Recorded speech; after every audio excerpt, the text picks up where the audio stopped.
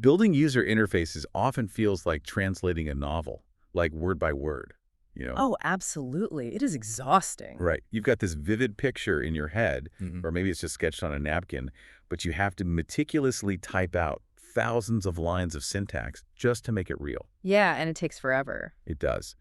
But what if you could just sort of bypass the typing entirely and take a picture of your idea instead? I mean, that is the dream. It is. So welcome to our deep dive into AI product leader Sanjay Saini's 2026 review of Blackbox AI.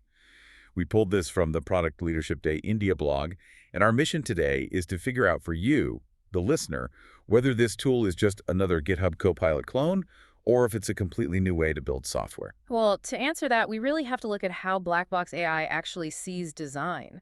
Sanjay gave its image-to-code feature a 4.8 out of 5 rating. Oh, wow, that is high. Yeah, and it was based on a pretty brutal test, honestly. He literally took a screenshot of a messy whiteboard wireframe and just fed it to the model. Wait, really?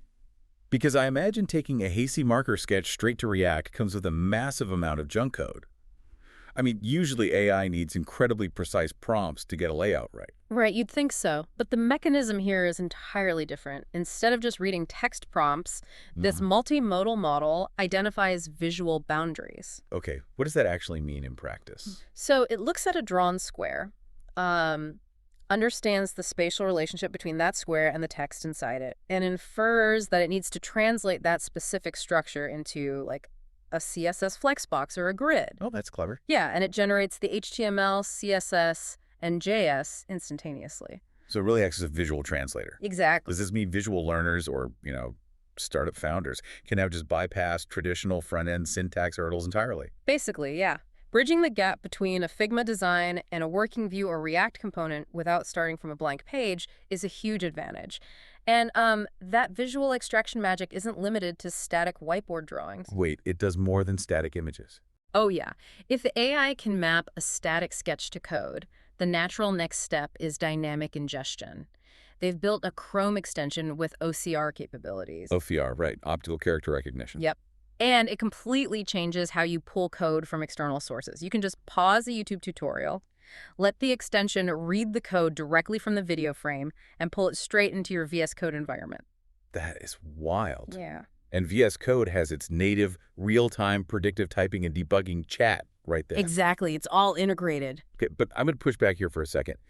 If it has all this multimodal intelligence, why did the review explicitly note it's not as refined as GitHub Copilot for pure, high-volume inline code completion? Yeah, it's a good question. It just feels completely backward, It does seem counterintuitive, but it makes sense when you look at the boundaries of what the model actually comprehends. Sanjay draws a really sharp line here between front-end prototypers and back-end architects. Okay, the front-end versus back-end divide. Exactly. Multimodal AI right now thrives on visible UI mapping. It can look at a button on a screen and accurately structure the code for that button. Because it can physically see it. Right. But it struggles with deep, abstract structural logic, things it can't physically see.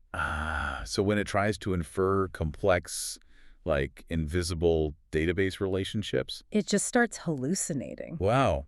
Okay, that's a pretty major catch. It is. It's trying to visually map something that doesn't have a visual footprint, which is why Blackbox AI is this absolute powerhouse for the front end, but a liability for the back end. And I imagine that explains why developers in highly regulated enterprise environments simply can't use it. Oh, 100%. In places where third-party Chrome extensions are blocked, it's a non-starter. And even if you can use it, the absolute rule is you never blindly copy-paste AI code without a manual security review. Right.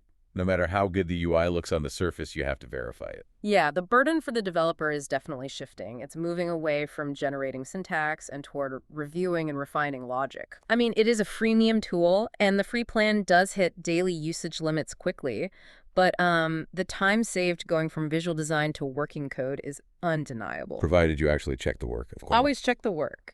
So for you listening, just keep in mind that Blackbox AI is a massive time saver for turning Figma designs into Vue or React, as long as you review the output. Definitely. But it does leave us with a pretty fascinating thought to end on.